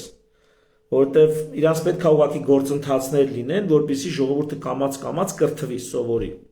Թեև արդյունքը չէր բացառում։ Եվ իրենք կարային այնպես անեն, որ այդ միլիարդով դրած դոլարները ստեղ դառնային իսկական ժողովրդավարություն, քաղաքական հասնություն եւ այլն, բայց իրանց այդպես պետք չի։ Իրանց պետք է լինի ժողովուրդ, որ քաղաքականապես ավելի հասուն է, քան թե միջին վիճակագրական Եվրոպացին։ Այստեղ պետք չի լինի այնպիսի իշխանություն, որը քաղաքականապես ավելի հասուն է կամ հավասարաչափ հասուն է, ոնց որ միջին վիճակագրական ռուսական քաղաքական գործիչը, որը իմպերիայի մասշտաբով է մտածում։ Իրանց տես պետք չի։ Ստեղ լինեն քյալոներ եւ բոշեկ։ Քաղաքական վերնախավում քյալոներ, ժողովուրդը բոշա։ Էս է իրանց պետք։ Երկուսին էլ։ Ու կռիվ են տալի այս քյալ բոշեկին, ով կկարողանա ամեն մեկը իրանով անի։ Ստե դնում են այդ քյալությունն ու բոշայությունը ամուր, ամրապնդող, խոսող գլուխներ, մեկը բարեպաշտ, մեկը մի քիչ չգիտեմ սենց, մեկը մի քիչ նենց։ Ու վերջ, այս քյալ բոշեկի հանրությունը շարունակում է տեր մանգալ։ Ես էլ խոսում եմ Facebook-ս բան են անում, սահմանափակում են։ Օրը մի ստատուսից ավել ես չեմ կարա դնեմ։ Եթե մի ստատուս դրեցի, նախ դրա տեսանելիությունը սենց տնեն ծնգած է, երկրորդ ստատուսը ընդհանրապես չի ցույց տալի այլոց։ Հատուկենտ։ Այսպես է Facebook-ը։ Այդ դեմոկրատական խոսքի ազատության պաշտոնապես էլ հայտարարել է, չնայած Ցուկերբերգը հայտարարել է, որ Ամերիկայում չի լինի ցենզուրա, միջև է եղել է ցենզուրա, գիտեք։ Facebook-ը ունեցել է ցենզուրա։ Հենց Ամերիկայում էլ ունեցել է ցենզուրա։ Թրամփից հետո հայտարարեց, որ Ամերիկայում էլ ցենզուրա չի լինի, բայց կարծում եմ մեր վրա ցենզուրան պահում են։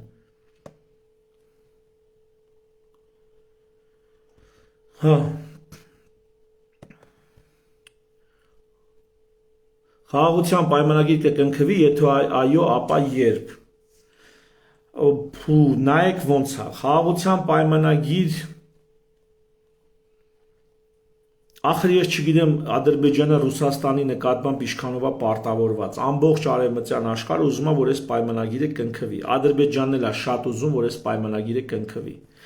Ինչի որտեղ այնտեղ Ղարաբաղը վիճելի տարածքից դառնում է Ադրբեջանի տարածք, արդեն Հայաստանի կողմից ճանաչված։ Այդ պայմանագրով տենց է լինում։ Հիմա ասում են, չէ, Պրագայում գնաց Նիկոլը ճանաչեց, բան ճիշտ են ասում։ Միջև այդ ոչ մի նախագահ, ոչ մի առաջնորդ դա չէր ճանաչել, բայց Նիկոլն էլ լավ օրից չի, որ գնաց այդպես արեց։ Ռուսաստանը ակնհայտորեն ցույց տվեց, որ հանգիստ նայելու է, թե ոնց է Ադրբեջանը տրորում, անցնում, ուրեմն Հայաստանի վրայով իր համար միջանցք բացելով ռազմական ուժով։ Եվ այդպես Նիկոլը որոշակի հանգամանքներից ելնելով գնաց եւ արեց ինչ որ արեց, բայց մինչեւ այսօր, քանի ստորագրություն չի դրված, Ադրբեջանը վիճելի տարածք միջազգային օրենքով։ Հիմա խաղաղություն կկնքվի, բախի չի հիմա Ադրբեջանը կնքում։ Ես չգիտեմ։ Հիմա էլ կարա կնքի։ Քիչի կնքում, իրանց շատ ձեռնտու է այդ։ Ավելին է ուզում ստանա։ Քաքակերի այստեղ կարելի է ասել։ Ավելին է ուզում ստանա, չէ։ Ըստ երևույթին չեն թողում։ Ըստ երևույթին հույս ունեն, որ Նիկոլին կգցեն, կգան ստեղ Քոչարյանը բան կվերադառնան նոյեմբերի 9-ին ու Ռուսաստանը, որտեղ Ռուսաստանը Ադրբեջանին ասում է, այն դու պայմանագիր ես ստորագրել նոյեմբերի 9-ին, որով համաձայնվել է սրան։ Ռուսաստանը դեռ այդ պահանջը Ադրբեջանից կարա ունենա եւ վերադառնա նոյեմբերի 9-ի դրույթներին, բայց միջանցք տան ռուսներին, որպեսզի նա էլ դա տրամադրի թուրքերին, ադրբեջանցիներին։ Չի բացառվում, որ չգիտեմ սա հնարավոր է թե չէ, բայց համենայնպես կարա սենց վարկած քննարկվի։ Այնպես որ կկնքվի թե չէ ինձ համար դժվար է ասել։ Մյուս տարբերակը, եթե տեսնեն ադրբեջանցիները, որ Նիկոլը ռեալ փոխվելու է, այսինքն ոչ ռուսինա ձեռնտու, ոչ թուրքին, միգուցե այդ ժամանակ կնքեն, գոնե թուրքին ձեռնտու լինի, չգիտեմ։ Բայց համենայնպես դա Հայաստանի եւ Ռուսաստանի Հայաստանի եւ Ադրբեջանի որոշելիքը չի, որտեղ Հայաստանն ասել է պատրաստ եմ, Ադրբեջանը ոտը կախակցում։ Այն դեպքում որ դա ձեռնտու է Ադրբեջանին։ Մերոնք էլ այս քանի օրս Արսեն ոնց մոռացա։ Մի խոսքով։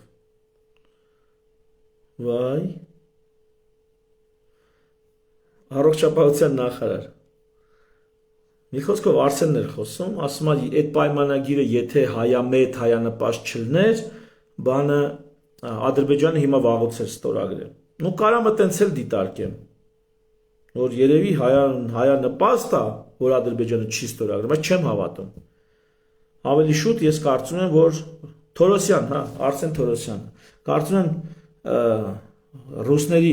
ահից ու վախից է, որ հլը որ չի ստորագրում, որտեղ նոյեմբերի 9-ը կա, որով Ադրբեջանը որոշակի բաներ է պարտավորվել, այդ թվում Պուտինին։ Մերսի։ Ես ավելի շուտ Մելանիա Գրիգորյան, ես ավելի շուտ կհարցնեի դուք ուզում եք, որ այս ռեժիմը ստորագրի խաղ պայմանագիր, չէ որ դա կապիտուլյացիոն թուղթ է։ Հարգելի Մելանիա, կապիտուլյացիա չես անում, ինչ ես անում, սկսեմ այդ կետից։ Ինչ ես անում, յանի, հիմա այդալու ես ինչ անես։ Ինչ կարող ես անել այսօրվա քո պայմաններում, այսօրվա քո պետական ինստիտուտներով, այսօրվա քո բանակով։ Այսօրվա ինչ կարող ես անել։ Յանի հեսա մտնում ես Բաքու, հրաժարվում ես կապիտուլյացիա ես ստորագրում, սա մեկ, երկրորդ կապիտուլյացիան վաղուց է ստորագրել, երրորդ ես կուզենամ դա ստորագրվի թե չէ, թող պայմանները ներկայացնեն, ասեմ, ուզում եմ թե չէ։ Ես դες քյոր լև բանը թուք կներեք Նիկոլի որոշած բանով բանակցությունով ես չեմ կարող ասել դա ստորագրի թե ոչ չստորագրի այսինքն չեմ կարող ոչ ասեմ հենց այնքան այն բանի համար որ դա Նիկոլն է բանակցել որտեղ Նիկոլը իր գլխու չի բանակցել դա 100 հոգի այդ թվում արևմուտքից այդ թվում իրանական կարծիքն է, Իրանի կարծիքն է հաշվի առնված, որոշ չափով ենթադրում եմ ռուսների հետ են հաշվի նստել այդ պայման փաստաթուղթը բանակցելիս։ Ամերիկայի հետ են հաշվի նստել, հատկապես Ամերիկայի հետ են հաշվի նստել այդ փաստաթուղթը բանակցելիս։ Այնպես որ չեմ կարծում, որ դա ուղղակի այն հիմքով, որ Նիկոլն է բանակցել, պետք է ասել ոչ, բայց այո ասել առավել եւս չեմ կարող։ Դրա համար պետք է այդ փաստաթղթին ծանոթ լինեմ։ Նույնիսկ այդ փաստաթղթի կետերը բավարար կարող է չլինեն, պետք է ամեն կետը մեկնաբանվի։ Դե կից պիտի մեկնաբանություններ տրված լինեն ամեն կետին, որ դու հասկանաս, ես ինչ է բանակցել։ Այս ինչ է պատրաստվում անի առաջիկա 50-100 տարում կամ առաջիկա 30-50 տարում։ Այդ այսօրվա ստորագրելիք առաջիկա 30-50 տարվա մասին է։ Դե Պուտինը նես չի, որ առաջի պարտավորությունն է, որ չի կատարել, Մինսկի համաձայնագիր ունեն իբր 2010-ի վիդեո կաղրիմը իր բերանով Ուկրաինայա ճանաչում, էտա, ռեալ պոլիտիկը, իրական քաղաքականությունը էտա։ Լևոնը բարև, բժիշկ ջան, 1000 բարև Լևոն ջան, մեր ազգային հիմնախնդիրները անհեռատես լինելու մեջ է։ Ճիշտ ասում, անհեռատես ենք, մենք չենք հասկանում, որ այն ինչ այսօր ենք անում, դա 30-50-100 տարվա նախագիծ է, սա կարևոր է։ Եվ երկրորդը ինչն է կարևոր, մի այսպիսի արտահայտություն լսեցի ես վերջերս, ասում է նա ով ուզում է ամեն ինչ եւ միանգամից ստանում է ոչինչ եւ աստիճանաբար։ Նա ով ուզում է ամեն ինչ եւ միանգամից ստանում է ոչինչ եւ աստիճանաբար։ Այ մենք այդ լրիվ մեր մասին է։ Ուրեմն պետք է ուզել նախ աստիճանաբար, գոնե լավ աստիճանաբար, եթե ամեն ինչ ենք ուզում, աստիճանաբար ժողովուրդ ջան, իսկ դրա պետք է երկար խաղալ, իսկ երկար խաղալու համար ընտրում են կադրեր, երկար խաղալու համար սերնդափոխություն են ապահովում,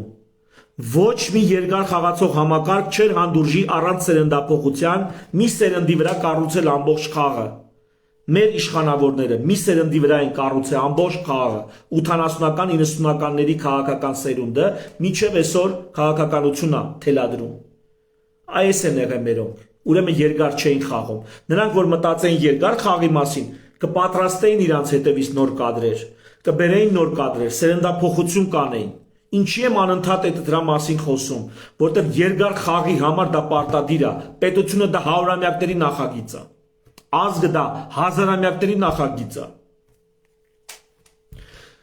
Այո Լևոն ջան, մեր ազգային հիմնախնդիրները անհերատես լինելու մեջ է, վերլուծական աշխատանքի բացակայությունը մեր պարտությունների հիմնական պատճառն է բոլոր ոլորտներում, համամիտ չեք, իհարկե համամիտ է։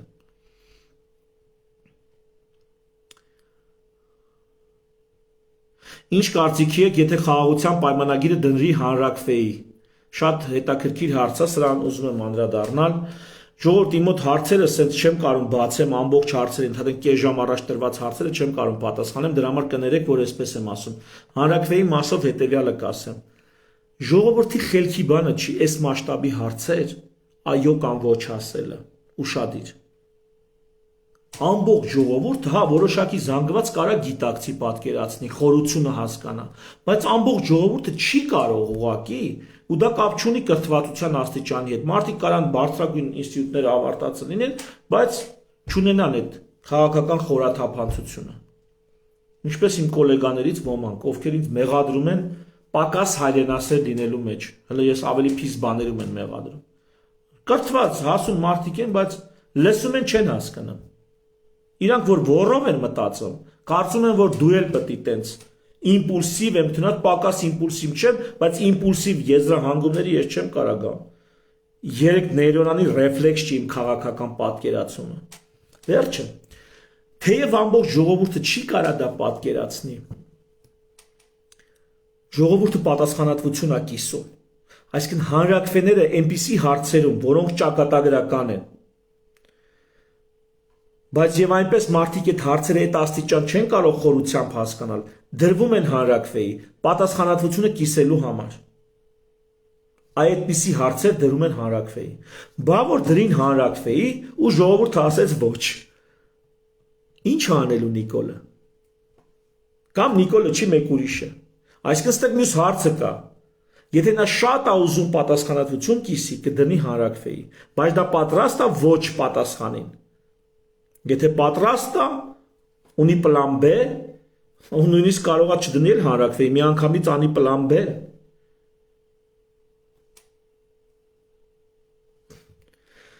Չգիտեմ, այնպես որ կարող է դնի, նու կարող է, բայց այս դեպքում քիչ հավանական եմ համարում, որ ստորագրելը կդնեն հանրաքվեի։ Ավելի շուտ այդ ծրագրով կգան ընտրությունների, դա ոնց նախընտրական ծրագիր կդնեն, հետո կընտրվեն, կասեն, տեսեք, ժողովուրդը մեզ մանդատ է տվել, որ այս պայմանագիրը ստորագրենք։ Այսա ավելի խելքին մոտիկ է իմ կարծիքով։ Ոչ թե հանրաքվեի դնեն, այլ այդ օրակարգով գան, այդ քաղաքական ծրագրով գան ընտրությունների մասնակցեն։ Ընտրություններում մեծամասնություն հավաքեն, ասեն ժողովուրդը մեր քաղաքական ծրագրին այոյ ասե, մեզ անտրե, մենք լեգիտիմ ձևով կարանք այդ ստորագրությունը դնենք։ Ավելի շուտ sense մի բան կլինի։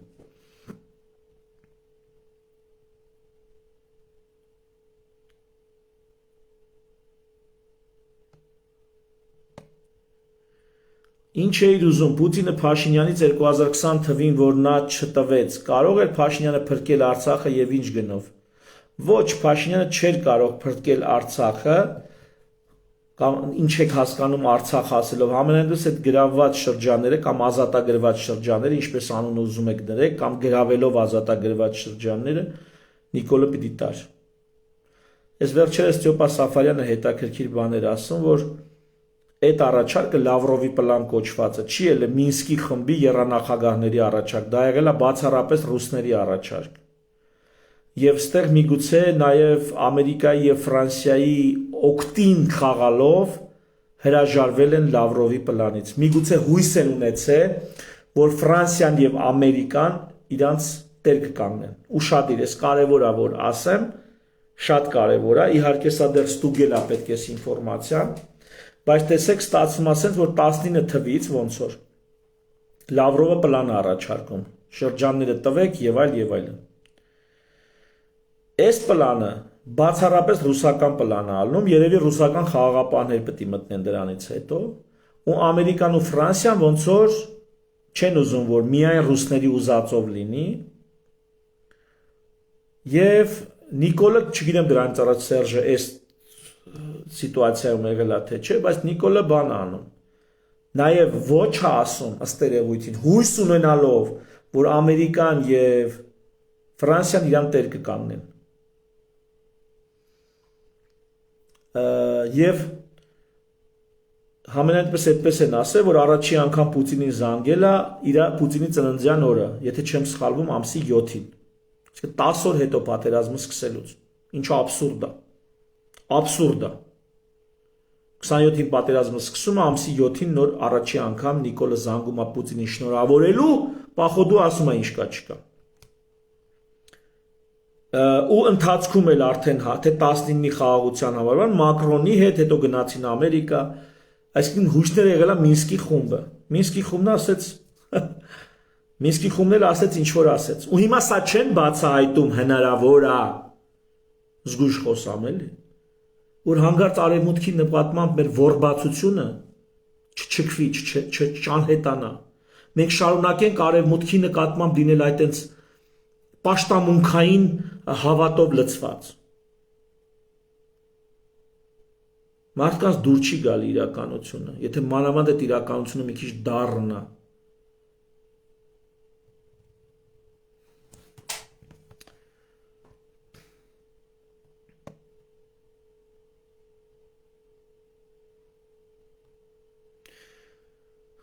Բժիշկ ջան, ՌԴ-ի քաղաքական վերնախավում ջահել չկա, հիմի ինչ նրանք պետություն չեն ունենալու, դրա համար էլ էսօրին են, բա դրա համար էլ էսօրին են, եկա հսկայական գերտերություն Ուկրաինայի դեմ տեսակ ոնց է ամենայն դեպս 3 տարիա պատերազմում է,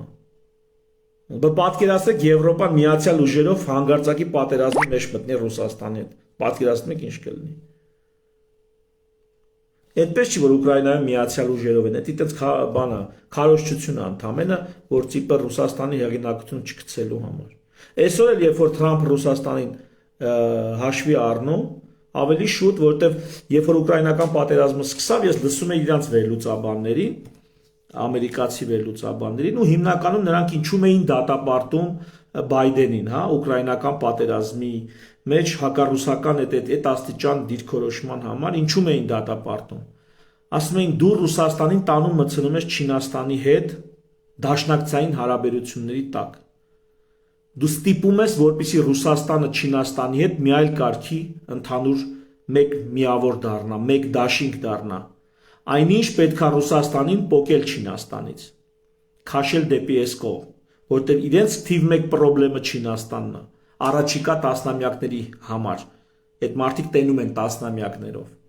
ու այդպես էր, այդ դրանում էին մեղադրում, ու Թրամփը եկավ չեկավ մի անգամից, թե Թրամփն էլ 1000 անգամ հայտարարել է, որ Չինաստանը իր թիվ 1 խնդրեմն է, Ամերիկայի համար թիվ 1 մրցակիցն է, ու գուցե հակառակորդ, ու եկավ չեկավ Ռուսաստանին, Պուտինին փշի է անում, որպեսզի հավասարակշռի դեպի Չինաստան, այդ Չինաստանի միացյալ այսպես ուժը թուլացնի։ Պուտինը դա շատ լավ հասկանալով խաղում է, մի խոսքով։ Ձեր կարծիքով 44-օրյա պատերազմի պարտության պատճառները լիարժեք ուսումնասիրված են պատկան մարմինների կողմից։ Պատկան մարմինները Լևոն ջան, եթե ուսումնասիրեն ամենամեծ մեղավորությունը իրան, ով ուսումնասիրեց ինքը թե մեղավոր է դուրս գալու։ Այսինքն պարզելու է, որ ամենաշատ խնդիրներ ինքն արէ, բայց վերջին հաշվով 44-օրյա պատերազմի պարտության հիմնական պատճառը դա նախկինում եղած բարդակն է եղել համապետական մասշտաբներով։ Բոլոր ինստիտուտներում, բոլոր ոլորտներում։ Իսկ Նիկոլ Փաշինյանը, որպես կազմակերպիչ լինելով ապիկար, որպես քաղաքական գործիչ լինելով քաղաքականապես տհաս, այդ չկայացած այդ խարխլված համակարգի վրա եկավ նստեց որպես առաջնորդ։ Ու տենց Հայկ ջան, դուք ինչ կարծիք ունեք այն հայտարարությունների մասին, թե իբր Հայաստանը կապիտուլյացիա է ստորագրել։ Ստորագրել է, բա ինչ արել։ Չի ստորագրել կապիտուլյացիա։ Ես անձամբ համաձայն չեմ այդ թեզի հետ, առնվազն սկզբից երկու պատճառով նշելով։ Առաջին, Հայաստան Ադրբեջանի հետ օֆիցիալ չի պատերազմել, լավ, դե յուրե եթե չէ, դե ֆակտո, հա, բայց պատերազմել է, էլի, այդտեղ ինչ կարևոր է։ Սենց կոպիտ ասած պատկերացրա Հարություն ջան, կներես հարցդ կիսատ եմ կարդում, ասենք ամուսիններ են, ԶԱԳՍ-ով փսակված չեն, բայց մեկը մեկին, այսպես ասած, անհավատարմություն է դրսևորում։ Հիմա դա դավաճանություն է, թե չէ։ Հա, ԶԱԳՍ-ով փսակված չեն։ Բայց հիմա այն մեկ անբարոյական է, թե չէ, ով որ դավաճանում է։ Այնպես որ թուղթը իր տեղն ունի, բայց ես անձամբ համաձայն չեմ այդ թեզի հետ, հա, ճիշտ է, որ առաջ կորավ։ Ժողովուրդ ինչքան հարցեր կան, ես հələ տեսնեմ կարամ մի բան անեմ այս հարցերը։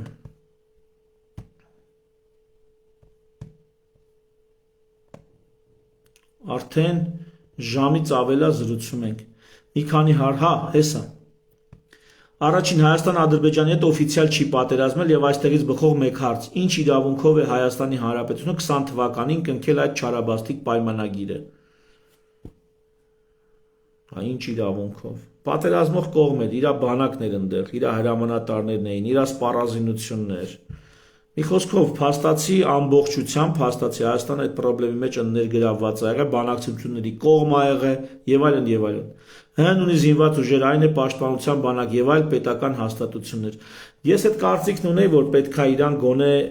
փորձեն կիսել, որպես Ղարաբաղը ինքնորոշման համար է պայքարում, ոչ թե Հայաստանի տարածքների համար,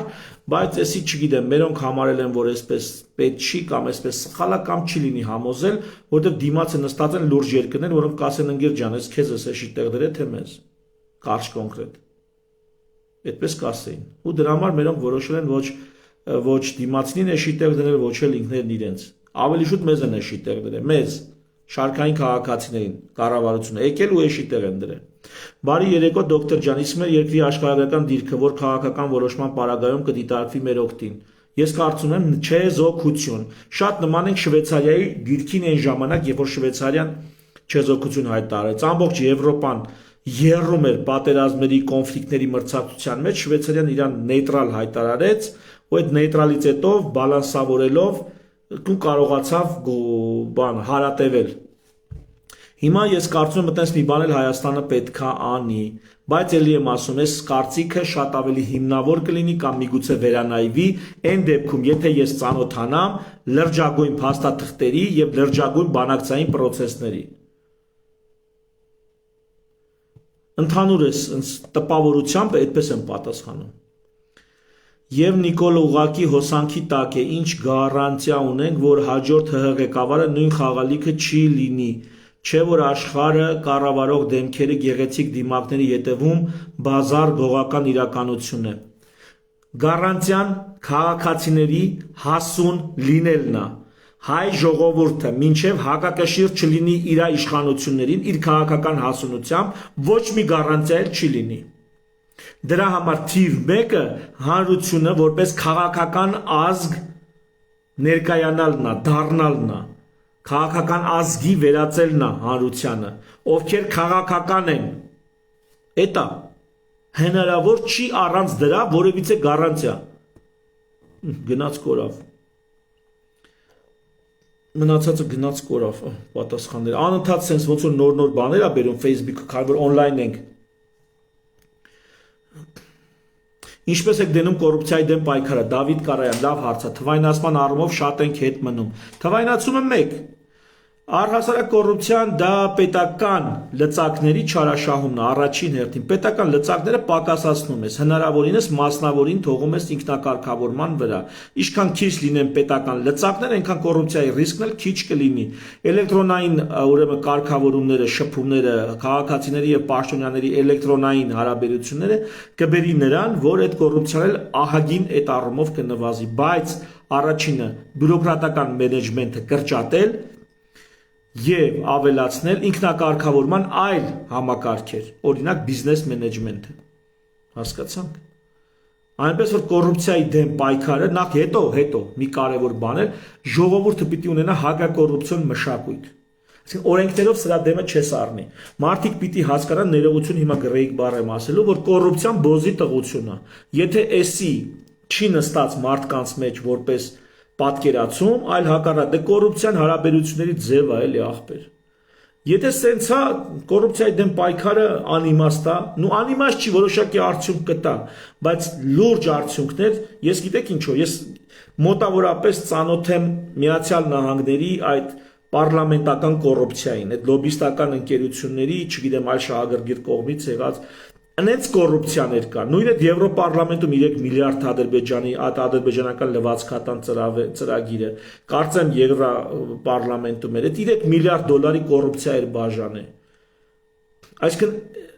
դրա դեմ, այսինքն այս մակարդակի կոռուպցիան այնուամենայնիվ աշխարհում լրջորեն կա։ Բայց որպեսզի սա չլինի, պիտի լինի հակակոռուպցիոն մշակույթ, իսկ դա արժեբանական է, առաջի հերթին։ Այդ արժեբանականն էլ ոնց են գալիս դրան լավերին պրախոտ տալով, ճանապարհ տալով, պիտի տոն տան լավագույնները, արժանիները, ոչ թե արժանիներին նախանձով եւ ատելությամբ ոտերի տակը փորել, բամբասել,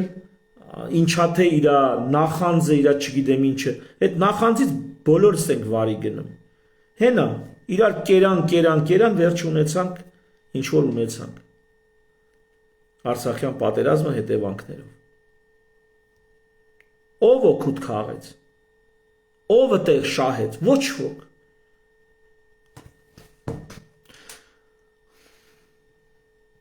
Ողջույն Հայկ, Արտյոմ Բաղդասարյան, հուսով եմ, որ լավ եք, մտածում էի ծանոթ եք արդյոք բացարձակ ժողովրդավարության սահմանադրական նախագծին։ Եթե չեմ սխալվում, Հայրիկյանի նախագիծն եք ասում, խորությամբ ծանոթ չեմ,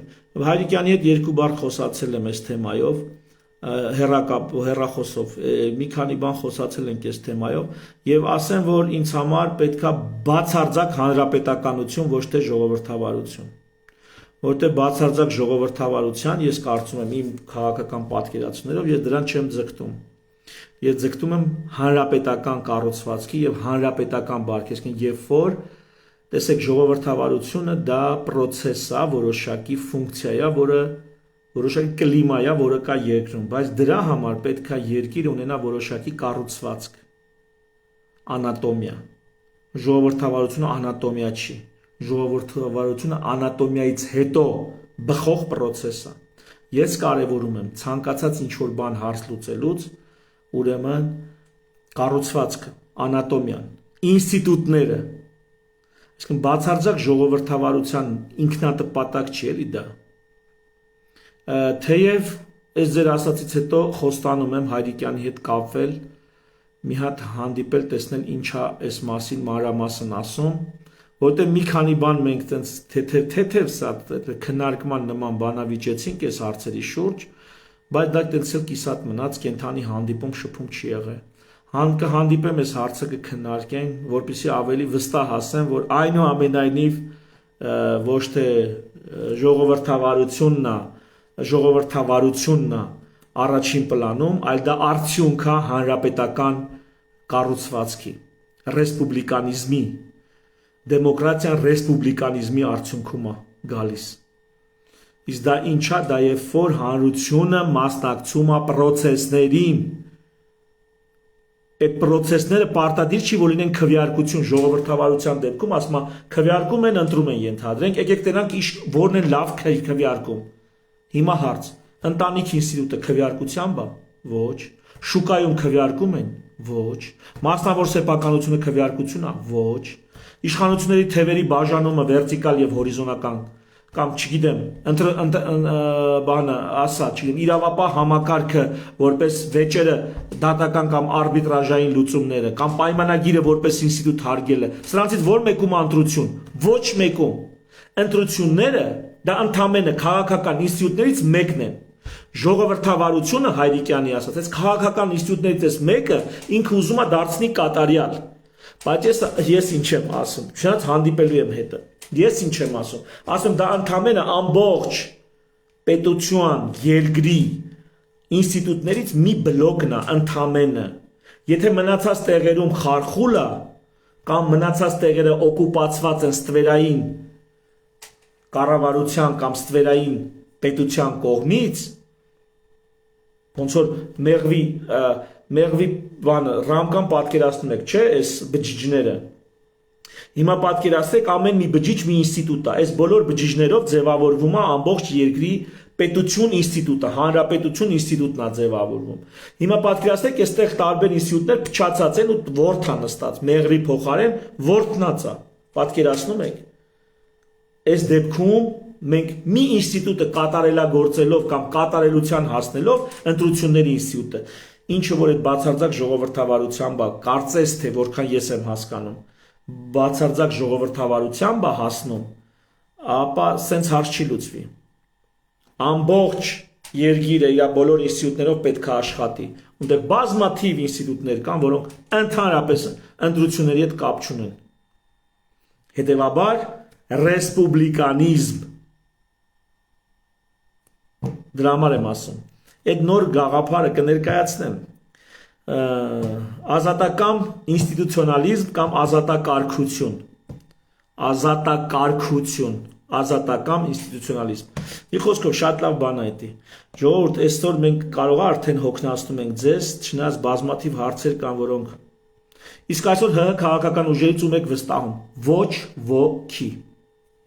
Ոչ ոքի չեմ վստահում։ Հիմա շարունակեմ պատասխանը։ Ցանկացած մեկի հետ պատրաստ ենք նոր հասարակարգի եւ դրա փաստաթղթավորման նոր սահմանադրության հարցի շուրջ քննարկումներ անելու։ Ինձ թվում է սպառիչ պատասխանեցի ձեր հարցին։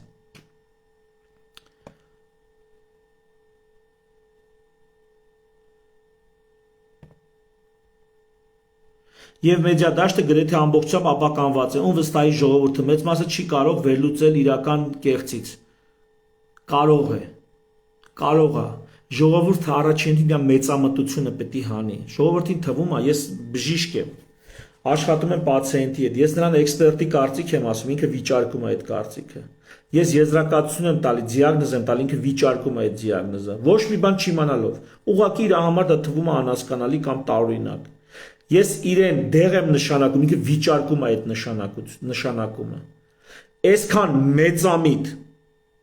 Այսքան մեծամիտ, արա, էքսպերտը քեզ ասում է գլուխը տուր պատին, ուրեմն դմփունը պիտի լսվի։ Այ էդ է մեր ժողովուրդը։ Ըստ ես մեր ժողովրդին ասելիք ունեմ, ձեր ցավը տանեմ։ Մտածեք, որ այսօր դուք սովորելու բան ունեք ու 3 ամսից եթե սովորեք, եթե մի քիչ խորը մտածեք, ավելի խելացի կլինեք, ավելի իմաստուն, քան այսօր։ Մտածեք, որ դուք չեք հասել ձեր կարողությունների, ձեր իմացությունների գագաթնակետին։ Այսքան բան, ես չեմ ասում հիմար եք, ուղղակի մտածեք, որ մի ամիս հետո, 2 ամիս, 3 ամիս դուք կարաք շատ ավելի խելացի լինեք, քան այսօր եք։ Դուք չեք հասել ձեր հասկացողության, հասունության գագաթնակետին, այսպես կարծեք, անկախ տարիքից։ Միշտ մտածեք, որ բան կա, որ մի բան ճիշտ չեմ պատկերացնում։ Այո, 50 տարի սխալ եմ իմացել։ Հնարավոր է ձեր ցավը տանեմ։ Այս է առաջի հերթին։ Եթե այսպես լինի, շատ լավ կհասկանան այդ մեդիայում ով է սուտ ասում, ով է ճիշտ ասում։ Ով է լողավազանում գազեր պղպջակի տեսքով բաց թողում, ով է իսկականից գործից խոսում։ Ժողովուրդ, ես կխնդրեմ, այսքանով սահմանափակվենք, ժամուկես տևեց արդեն, ես մնացած հարցերին կծանոթանամ, եթե կարիք լինի առաջիկայում այդ հարցերին էլ հատուկ անդրադառնալով մեկ ևս ուղիղ եթեր կանեմ, հուսով եմ չեք նեղանա, բայց անպայման հարցերին կնայեմ և կպատասխանեմ, թերևս այսքանը, խնդրում եմ, էլի եմ ասում, ավել պակասներով եղեք, ամենալավ բաները ձեզ, բարի գիշեր։